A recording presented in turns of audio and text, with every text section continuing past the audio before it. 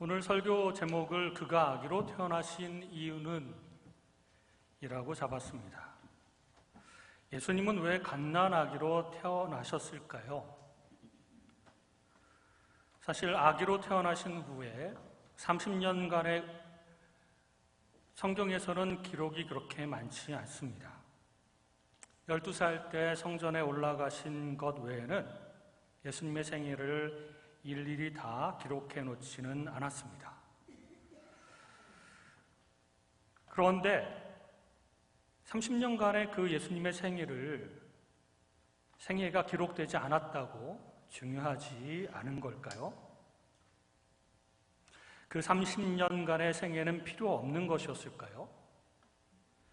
여러분, 아담이 창조됐을 때 갓난아기로 창조되지는 않았습니다. 30세 전후에 성인으로 창조하시고 그렇게 삶을 시작했는데, 예수님도 아담처럼 한 30살쯤 되어서 공생애를 시작하시고, 그리고 십자가상에서 구속의 죽으시면 될 텐데 어린 아이로 태어나셔서 쭉 30년 동안 성장을 하셨을까요? 예수님의 독특한 존재 방식을 위해서 그러하셨습니다. 예수님은 100% 하나님이시면서 또한 100% 인간이십니다. 오직 예수님만 인성과 신성을 다 가지고 계시는 것이죠. 그 인성은 우리와 동일한 인성이었습니다. 예수님도 인간과 같이 신체적으로, 정신적으로, 영적으로, 사회적으로 그런 여러 가지 영역에서 성장과 발전의 과정을 겪으셨습니다. 여러분, 예수님 하면 생각나시는 게 하나님에 더 가깝습니까? 아니면 인간에 더 가깝습니까? 어떤 분들은 한쪽으로 치우쳐서 예수님 하면 예수님도 하나님이시니까 이렇게 생각하는데, 예, 맞습니다. 100% 하나님이시면서 동시에 우리와 똑같은 인간이셨다는 것을 생각할 필요가 있습니다. 많은 분들이 이 부분을 좀 생각을 안 하거나 못하는 경우가 종종 있습니다. 그래서 오늘 예수님이 정말 인간으로서 어떤 모습을 가지고 계시는지를 여러분들과 함께 나누고자 합니다. 먼저 예수님은 갓난아기로 태어나셨습니다. 갓난아기가 태어나면 어떻게 되죠? 아무것도 못합니다. 아무것도 못하고 전적으로 부모에 의해서 양육받을 수밖에 없습니다. 태어나자마자 기어다니거나 걸어다닐 수도 없고 먹이를 찾아서 스스로 그렇게 살아갈 수가 없습니다. 이 말은 연약한 한계 가운데 예수님이 태어나셨다는 것을 의미합니다. 또한 예수님은 우리 인간들처럼 밥을 안 먹으면 너무나도 힘이 없고 배가 고프신 것입니다. 그래서 40일 동안 금식 후에 하나님이니까 괜찮겠지라고 생각하는 것이 아니라 진짜로 배가 너무나도 고프셨습니다. 그때 마귀가 돌로 떡을 만들어 먹어라 라고 하는 시험이 얼마나 강한 유혹이 되었을지 상상을 해볼 수 있습니다. 예수님은 또한 우리와 같이 잠을 안 주무시면, 그리고 일을 너무너무 많이 하시면 피곤해서 골아 떨어질 정도가 되시는 것이죠. 그래서 실제로 파도가 치면서 배가 뒤집힐 정도의 풍랑이 일 때에 사역으로 너무너무 피곤하셨기 때문에 배 한쪽에서 파도가 침에도 불구하고, 배가 엄청나게 요동침에도 불구하고 쿨쿨 주무실 수밖에 없었던 것입니다. 예수님은 질병이 있으셨을까요? 없으셨을까요? 오늘 읽은 이사야서 53장은 미래에 오실 예수님 메시아에 대해서 예언을 하는 부분인데, 구약 성경에서 이사야서 53장 3절에 보면 그 오실 메시아는 간고를 많이 겪었으며 질고를 하는 자라, 이렇게 표현하고 있습니다. 이 말은 예수님도 30여 년간을 생활하시면서 많은 질병 가운데 노출되었고 많은 질병을 앓았다라고 하는 것을 유추해 볼 수가 있습니다. 제가 조금 더 예수님의 인간적인 모습을 설명을 할 텐데 신성모독이라고 오해하지 말았으면 좋겠습니다. 예수님은 발냄새가 심하게 났을까요? 안 났을까요? 엄청나게 발냄새가 심했을 겁니다. 그 당시 유대라고 하는 지역은 거의 굉장히 건조하고 모래바람이나 이런 것들이 굉장히 많이 부는 지역이었는데다가 사람들은 양말도 신지 않고 맨발로 샌들 같은 거를 만들어서 신고 다녔습니다. 그래서 유대인의 정결 예식 가운데 집안에 들어가기 전에 그 옆에 큰 돌 항아리를 놓고 물을 가득 채우고 집에 들어갈 때마다 혹은 다른 사람들 집에 초청을 받아서 갔을 때도 손과 발을 깨끗하게 씻고 들어가야만 하는 그런 예식이 있었습니다. 예수님도 우리와 동일하게, 인간들과 동일하게 발에도 때가 끼고 냄새도 심하고 그런 삶을 사셨습니다. 조금 더 나아가서 예수님은 화장실을 갔을까요? 안 갔을까요?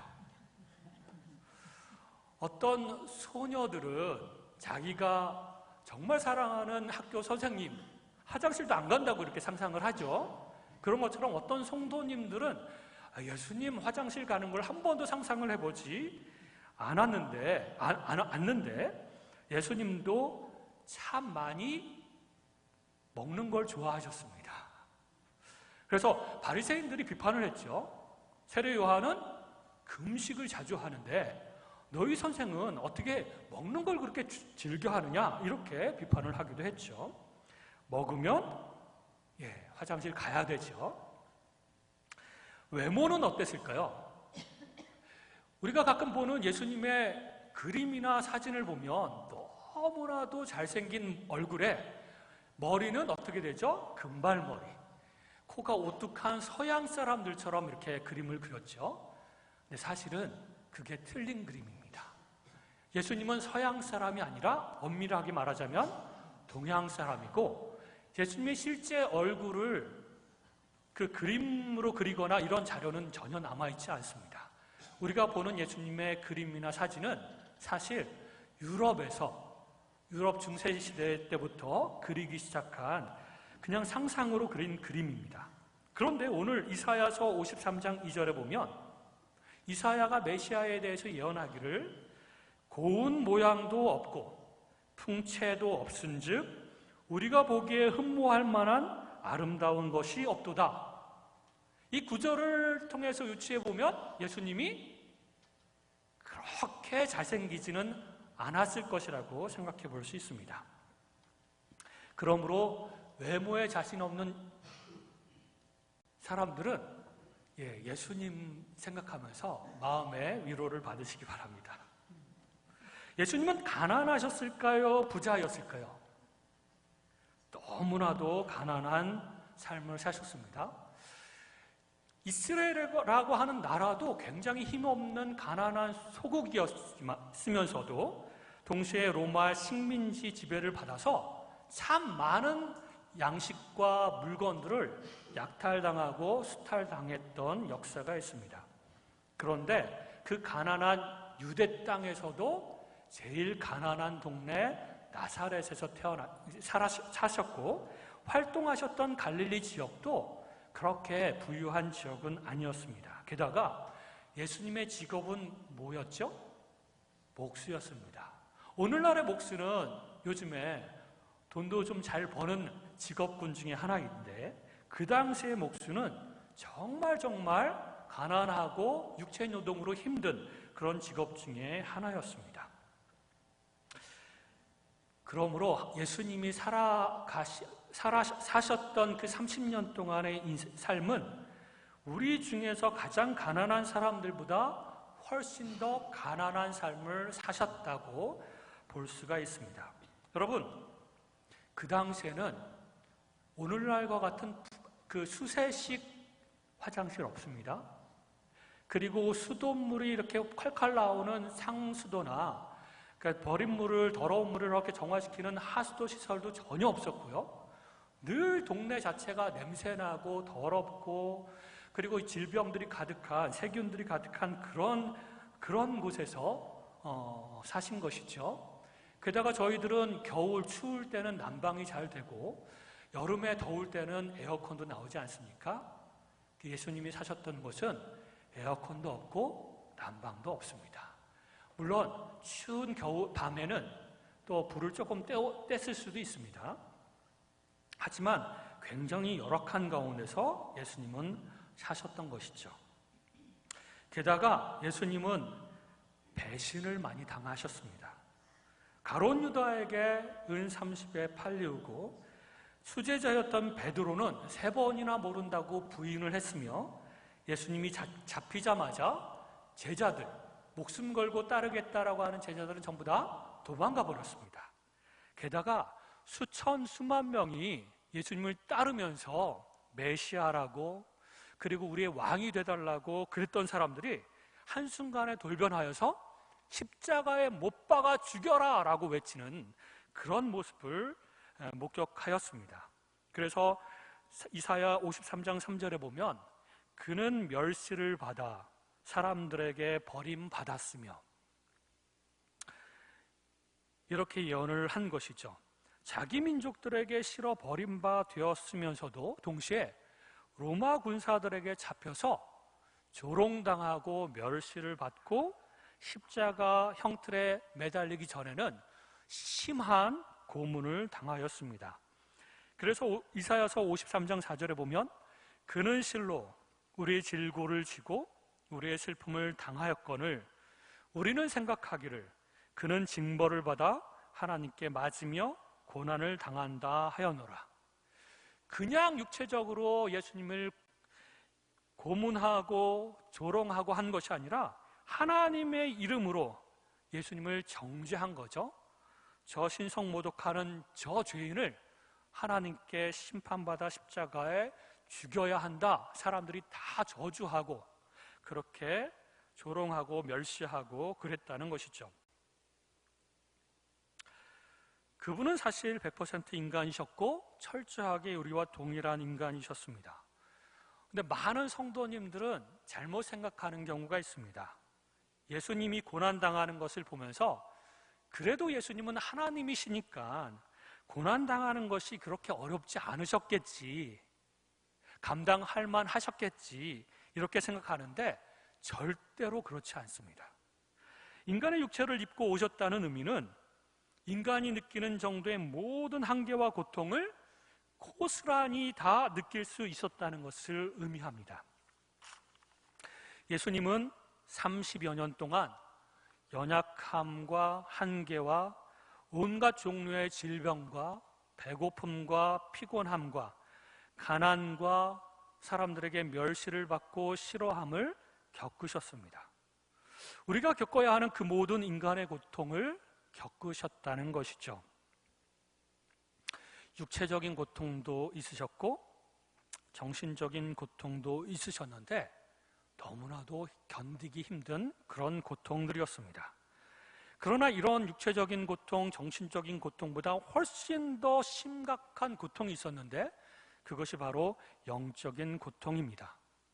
그래서 예수님께서 십자가에 달려 돌아가시기 전에 겟세마네 동산에서 3번이나 하나님 앞에 기도하면서 하나님, 이 잔을 마시지 않으면 안 되겠습니까? 그러나 하나님의 뜻대로 하겠습니다. 괴로워하면서 이 잔을 마시지 않을 수 없겠습니까? 라고 기도하신 것입니다. 실제로 예수님은 제자들에게 나중에 핍박이 올 텐데 그것을 잘 견뎌라 라고 격려하신 분이신데 육체적인 고통과 정신적인 고통이 두려워서 그렇게 열심히 기도하시고 힘들어하셨을까요? 그렇지는 않습니다.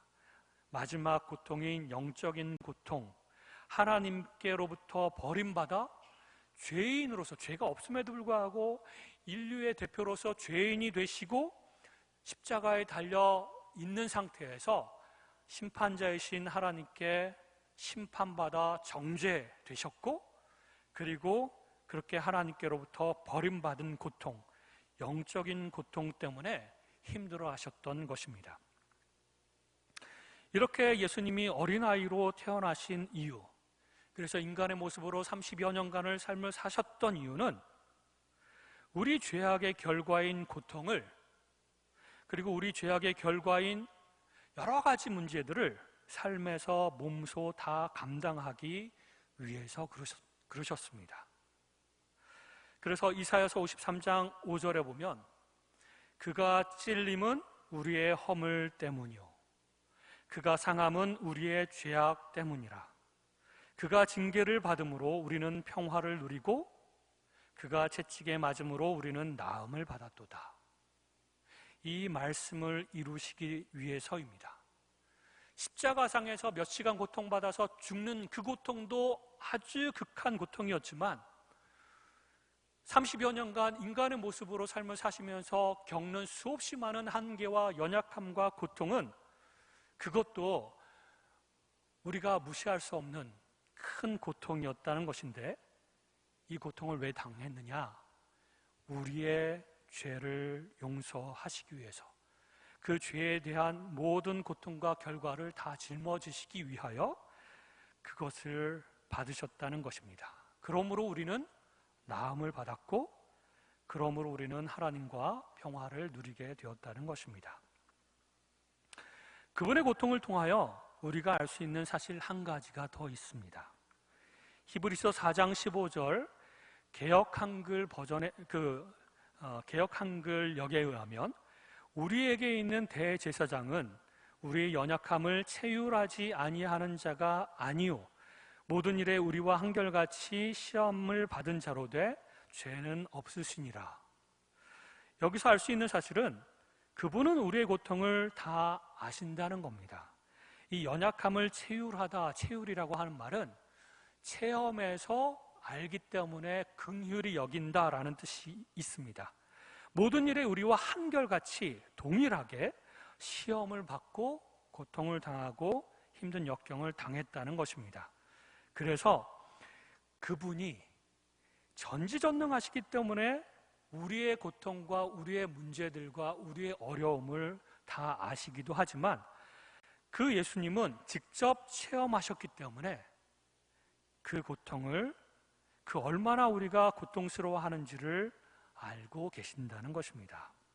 그러므로 내 사랑하는 아들아, 지금 겪고 있는 여러 가지 어려움과 고통, 힘들지 내가 다 안다 라고 말씀하셨을 때, 전지전능하신 하나님이기 때문에 다 아는 것도 있지만 그것만 해도 감사한데, 예수님께서 이렇게 말씀하실 때는 내 딸아, 내가 너 힘든 거 다 안다.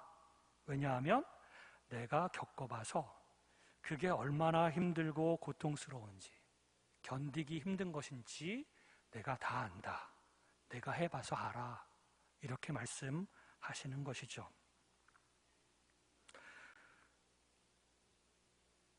그분은 30년간 묵묵히 인간 죄의 결과물인 어려움과 고통, 수많은 역경을 짊어지고 사셨습니다. 단순히 십자가상에서 순간적으로 죽는 그런 정도의 인간의 짐을 지는 것이 아니라 인생 전체의 모든 죄의 짐을 지고 우리를 위하여 다 감당하시면서 살아내시는 것이죠. 우리가 예수님을 존경하고 경외하는 이유는 우리와 동일한 인간이셨으면서도 죄는 없으신 분이라고 하는 사실에 감동을 받기 때문에 그렇습니다. 좀 전에 읽어드린 히브리서 4장 15절에 보면 모든 일에 우리와 한결같이 시험을 받은 자로 돼 죄는 없으시니라.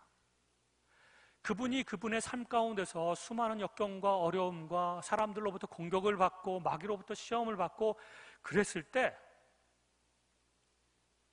한 번이라도 원망을 하거나 힘들다고 불평을 하거나 혹은 나를 공격하고 미워하는 사람들을 향해서 분노를 느끼거나 미워하는 마음이 저절로 들 수밖에 없는 상황인데도 그러지 않으셨다는 겁니다.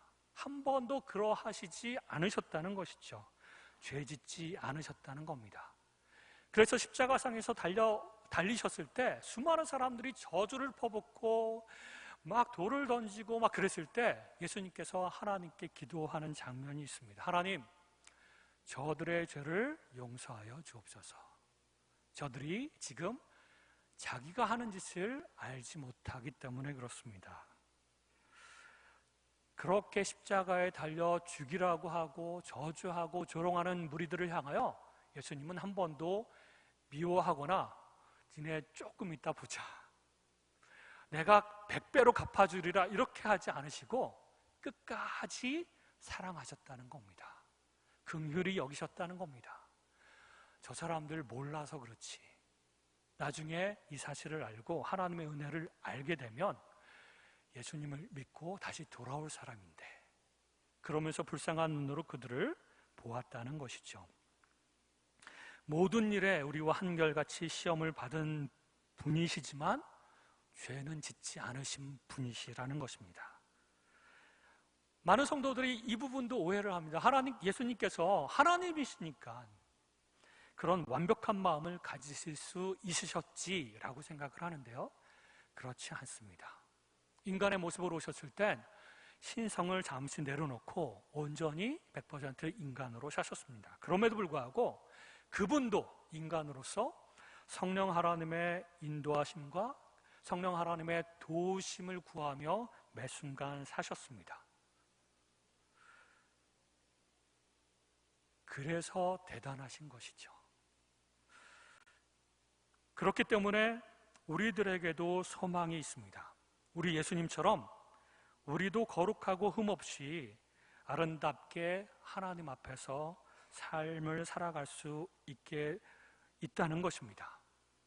왜냐하면 내 힘으로, 내 지혜로, 내 의지로가 아니라 성령 하나님, 우리 속에 계신 성령 하나님의 도우심으로 우리도 예수님처럼 악을 악으로 갚지 않고 악을 선으로 덮으며 끝까지 사람들을 사랑하고 불평이나 원망이나 누군가를 비난하거나 그러지 않고 온전히 역경과 어려움을 다 받아들이면서 하나님과 함께 이 역경을 통과하게 해주십시오.